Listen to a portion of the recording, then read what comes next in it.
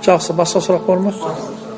Жаңа жыл келіп жатыр ғой, сұрақ жөнінде айтсаңыз, салют, бір-бірін құттықтап. Сендер өздерің көтере алатын сұрақ қойыңдар, маған бар ғой. Өздерің көтере алмайтын сұрақ қоймаңдар. Себебі мен оны айта саламын. Кен ол сендерге қиын болады, маған емес. Жаңа жыл бұл мейрамы, бұл мұсылман мейрамы емес, біріншіден. Жаңа жыл мейрамына дайындалу да дұрыс емес.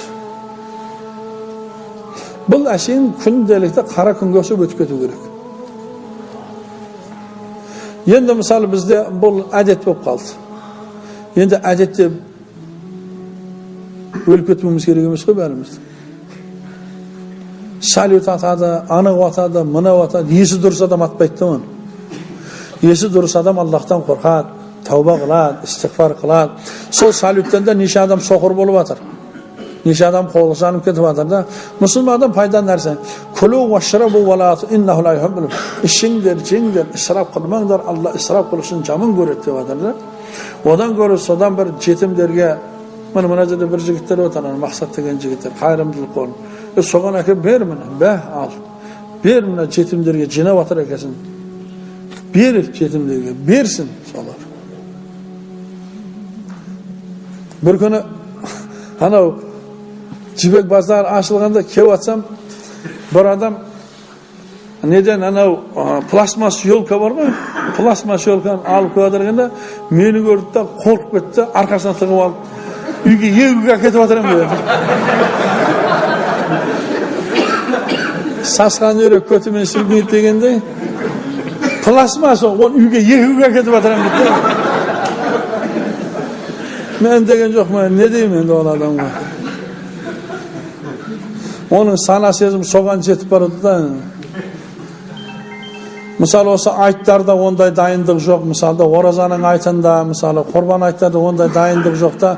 Біздің ана қазір балдарымызға шейін, мен әрдайым айтамын, балдарымызға шейін жаман қылып жібердік та.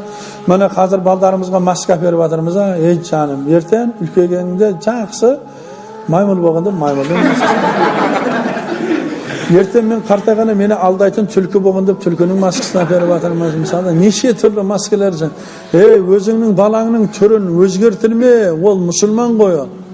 Оны жақсылап түсіндіру керек оғанша. Мұсылманның мейрамы қайсы екенін. Әр жұма күні мейрам болу керек. Әр жұма күні бар ғой, үйде мейрам. Үйде бір жақсы сөздерді айтып. Қараңыз. Жақсы, неңіз болса жақсы тамақ істеп, мейрам екенін бала білсін. Қараңыз.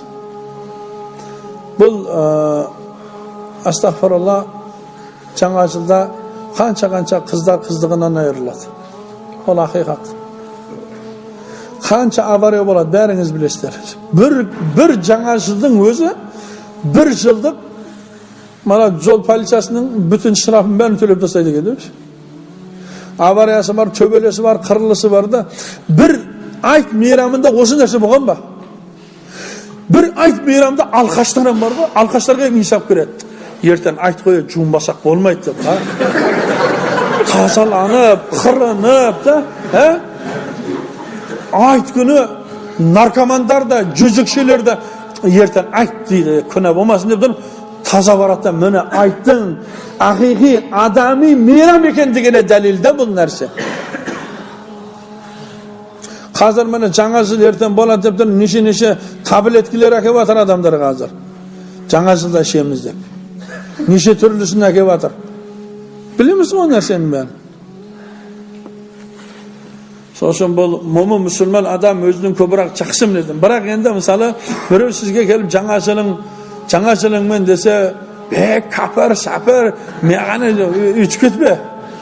Аллах инсап берсін оған. Кеше біз де сондай едік қой. Енді оларға да Алла инсап берсін. Оны бірден кәпірге, о жаңа жыл айтқанымен кәпір болмайды. Ол бешері білмейді ол. Себебі бала кезімізден жаңа жылда миымызға күйіп жіберген біздің. Аяз атаң келеді, сені көрішке әжең келеді деп. Мидың бәрін құртып өлтірген ұжыда бұл.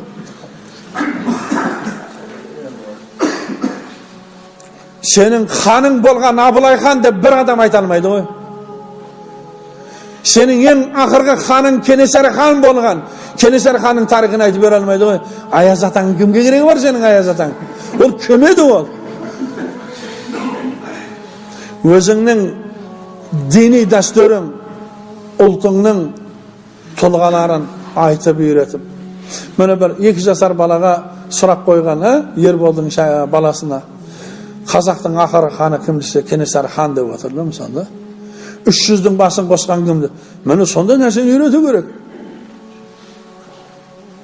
Өзіміздің, ұлтымыздың, дәстүріміздің негізін балдарымызға түсіндіруіміз керек. Сонда сақталынады, дін сақталынады сонда. Дін сақталмаса екен, ұлт өз-өзінен жоғалып кетеді. Ұлт өз-өзінен жоғалып кетеді. Қарың, қазіргі мысалы о 80-дегі ата дәреті жоқ, қолында батасы жоқ.